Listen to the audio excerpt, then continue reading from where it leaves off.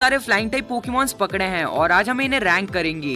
जैसे कि ऐश के पास थे अनफिजेंट, स्टारएप्टर, हलूचा, टैलोनफ्लेम, पिजियोट और साथ ही में ग्लासगोर, नॉइवन, चारिजार्ड और साथ ही में ऐश का स्वेलो, नॉकटावल और ऐश का ड्रैगनाइट और ऐश का राउलेट। ये सारे पोकेमॉन ऐश के फ्लाइंग टाइप थे और आज इन सभी में से हम रैंक करेंगे इन सभी पोकेमॉन्स को। और इस वीडियो के बाद तुम्हारे सारे डाउट्स क्लियर हो जाएंगे कि ऐश का कौन सा फ्लाइंग टाइप पोकेमॉन सबसे ज्यादा ताकतवर था। हमारी लिस्ट का पहला पोकेमॉन है ऐश का हलूचा, जिसे ऐश ने कैलो सीजन में पकड़ा था।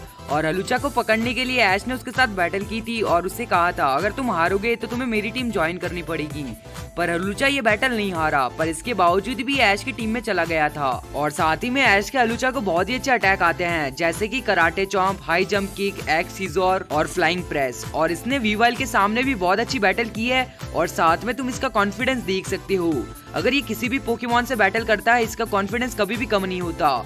और इसकी किक्स जो कि सबसे ज्यादा ताकतवर है। और तुमने इसका मेगा एप्सोल के साथ बैटल नहीं देखा है तो देखो, जहाँ पर इसने मेगा एप्सोल को भी डिफीट कर दिया था, जो कि एक छोटी बात तो बिल्कुल भी नहीं है। और साथ में अगर तुम्हें इसकी कराटे किक्स देखनी है, जो कि सबसे ज्यादा यूज करता है और इसके पास काफी अच्छी स्पीड भी है। और कोरिना के मिनशाओ को हलूचा ने बड़ी आसानी से हरा दिया था, तो अब तुम्हें इसकी पावर का अंदाजा हो गया होगा। सो बढ़ते हमारे अगले पोकेमॉन की तरफ। हमारी लिस्ट का अगला पोकेमॉन है ऐश का अनफिजेंट। इस पोकेमॉन को ऐश ने यूनोवा रीजन में पकड़ा था और जब ऐश ने इसे पिडो के फॉर्म में पकड़ा था, तब से इसे कुछ अच्छे अटैक्स आते थे।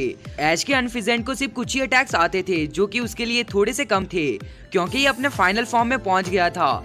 इसलिए इसने ज्यादा जिम बैटल्स में तो ऐश की मदद नहीं की थी, नॉर्मल वाले कामों में इसने काफी मदद की थी। और इसकी सबसे अच्छी बैटल थी स्काइला के साथ, जहाँ पर इसने स्काइला के पोकेमॉन को हराया था। शायद तक ये ऐश के अनफिजेंट की सबसे बेस्ट बैटल थी।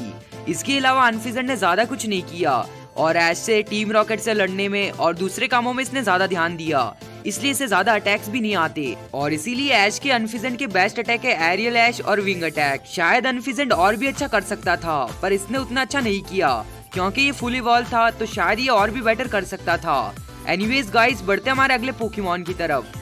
ऐश का अगला पोकेमॉन है ऐश का राउलेट, जिसे ऐश ने अलोला रीजन में पकड़ा था। ऐश के राउलेट ने पोकेमॉन फूड के साथ एवरस्टोन खा लिया था, इसलिए ये इवॉल्व नहीं हो सकता। और साथ ही में ऐश के राउलेट को बहुत ही अच्छे अटैक आते हैं, जैसे कि रेजर लीफ, सीड बॉम्ब और ब्रेव बर्ड और फेदर डांस और लीफ गार्ड। और इसने अपने फर्स्ट स्टेज में इतने सारे अटैक सीख लिए थे और तुम देख सकते हो इसने कितनी अच्छी बैटल्स की है। राउलेट ने अलोला रीजन में बहुत ही अच्छी बैटल्स की हैं और साथ में ये अपने फर्स्ट फॉर्म में होकर अपने फाइनल फॉर्म को भी हरा चुका है। और इससे तुम्हें अंदाजा हो गया होगा इसकी पावर का। अगर राउलेट अपने फर्स्ट फॉर्म में ना होकर थर्ड फॉर्म में होता, तो शायद ऐश का सबसे ताकतवर फ्लाइंग टाइप पोकेमॉन हो सकता था। पर एनीवेज गाइस, इसने काफी ज्यादा अच्छी बैटल्स की है सन एंड मून में। अगर तुमने इसकी बैटल्स नहीं देखी है तो देखो, इसने एक ड्रैगन रश को भी काउंटर कर लिया था बड़ी आसानी से। और ऐश के राउलेट ने ज्यादातर बैटल्स में अपने से बड़े पोकेमॉन्स को हराया है और सच में ये बहुत ही ज्यादा ताकतवर पोकेमॉन है। सो गाइस, तुम्हें क्या लगता है ऐश के राउलेट के बारे में, बताना मुझे कमेंट्स में। बढ़ते हमारे अगले पोकेमॉन की तरफ। ऐश का अगला पोकेमॉन है ऐश का पिजियोट। ऐश के पिजियोटी की बैटल तो तुमने देखी होगी। ऐश ने इसे पिजियोटो के फॉर्म में पकड़ा था और बाद में जब ये पिजियोट में इवॉल्व हुआ था, तब ऐश ने इसे रिलीज कर दिया था, इसीलिए हमें इसकी पावर अच्छे से देखने के लिए नहीं मिली। और ऐश की पिजियोटो ने अभी तक एक भी ऑफिशियली बैटल नहीं जीती है, ये थोड़ा सा कमजोर भी है। पर जब इसकी पावर आई थी, तब हमें इसकी बैटल ही देखने के लिए नहीं मिली, ये कहना भी गलत रहेगा। अगर ये पोकेमॉन जर्नीज में कभी रिटर्न आता है, तो हमें इसकी असली पावर देखने के लिए मिल सकती है। ऐश के पिजियोट को काफी अटैक्स आते हैं, पर वो अटैक्स नॉर्मली थे, जैसे कि world wing, quick attack, gust attack, और ये सारे अटैक तो नॉर्मली थे।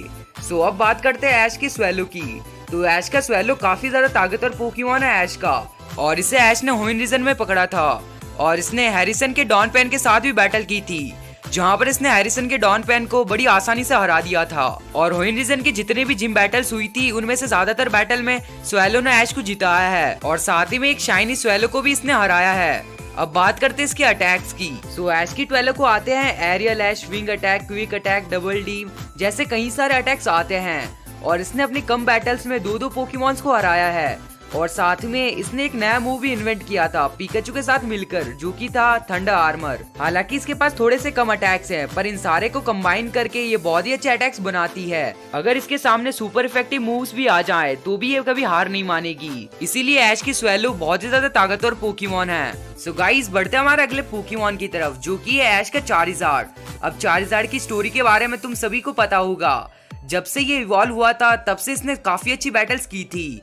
हालांकि एक फायर टाइप होने के साथ ही एक फ्लाइंग टाइप भी है, जहां पर इसने फ्लाइंग टाइप अटैक्स भी बहुत ही अच्छे सीखे हैं और साथ में इसको काफी ताकतवर फ्लाइंग टाइप अटैक्स आते हैं। और फ्लाइंग टाइप अटैक्स के साथ इसे ड्रैगन टाइप अटैक्स भी आते हैं। तो अब मैं तुम्हें सारे अटैक्स नहीं बताऊंगा क्योंकि तुम्हें पता है कि चार्जर्ड को कितने सारे अटैक्स आते हैं और साथ ही में ये कितना ज्यादा ताकतवर है। और ऐश के चार्जर्ड का वन ऑफ द बेस्ट में से एक अटैक है जो कि है सेस्मिक टॉस। साथ में फायर और ड्रैगन अटैक के साथ फ्लाइंग टाइप को कंबाइन करके ऐश का चार्जर्ड काफी ज्यादा ताकतवर है और फिजिकली तो तुम देख ही सकते हो ये कितना ज्यादा ताकतवर है। सो गाइस बढ़ते हमारे अगले पोकेमॉन की तरफ। सो अगला पोकेमॉन है ऐश का ड्रैगनाइट, जिसे ऐश ने गैलार रीजन में पकड़ा था।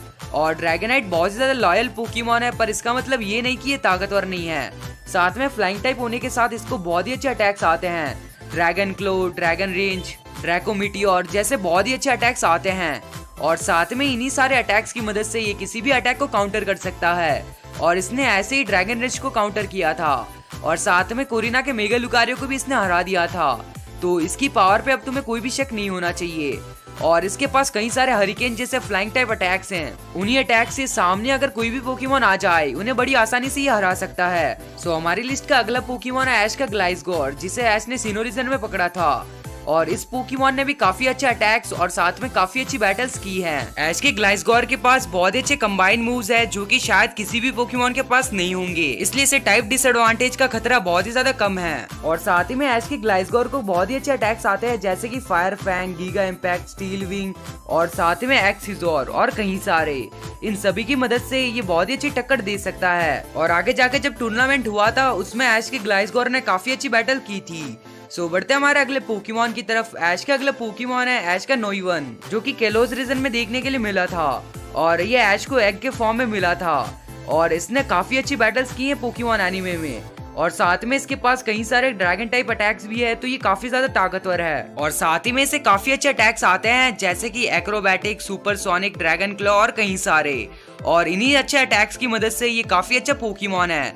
और इसने ज़ैपडोस के साथ भी बैटल की है जहां पर इसने काफी अच्छी टक्कर दी थी ज़ैपडोस को। और साथ ही में सोवियर के सेलेमेंस को भी इसने हरा दिया था। अब इससे तुम अंदाजा लगा सकते हो इसकी पावर कितनी होगी। और अपने इन्हीं ताकतवर अटैक से इसने ऐश को कई सारी बैटल्स जिताई हैं। सो गाइस बढ़ते हमारे अगले पोकेमॉन की तरफ। सो गाइस ऐश का अगला पोकेमॉन है जो कि ऐश का टैलोनफ्लेम, जिसे ऐश ने कैलोस रीजन में पकड़ा था। और शुरुआत से ये बहुत ज्यादा ताकतवर था। और साथ ही में ऐश की टैलोनफ्लेम को आते हैं brave bird, steel wing, flame charge जैसे बहुत ही अच्छे अटैक्स आते हैं। और कैलोस रीजन में इस पोकेमॉन ने ऐश की काफी ज्यादा मदद की थी और इसने अलान के अनफिजन के साथ टाई करवाया था। और ऐश के लिए ये पोकेमॉन कुछ भी कर सकता है। कैलोस रीजन के सेमीफाइनल बैटल्स में इसने सोवियर के स्लेकिंग पोकेमॉन को हराया था।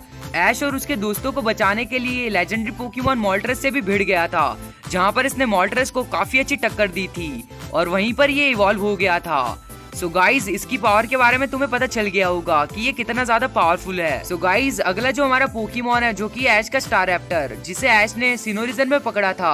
और ऐश की स्टारली ने सबसे पहला बैटल किया था पॉल के स्टारली के साथ, जो कि बैटल उसे हारना पड़ा। इन सभी के बावजूद भी ऐश के स्टारएप्टर को काफी अच्छे अटैक्स आते हैं जैसे कि quick attack, wing attack, brave bird, close combat, aerial ace और काफी सारे अटैक्स। इन्हीं सभी की मदद से ये काफी बैटल जीता भी था और काफी हारा भी था।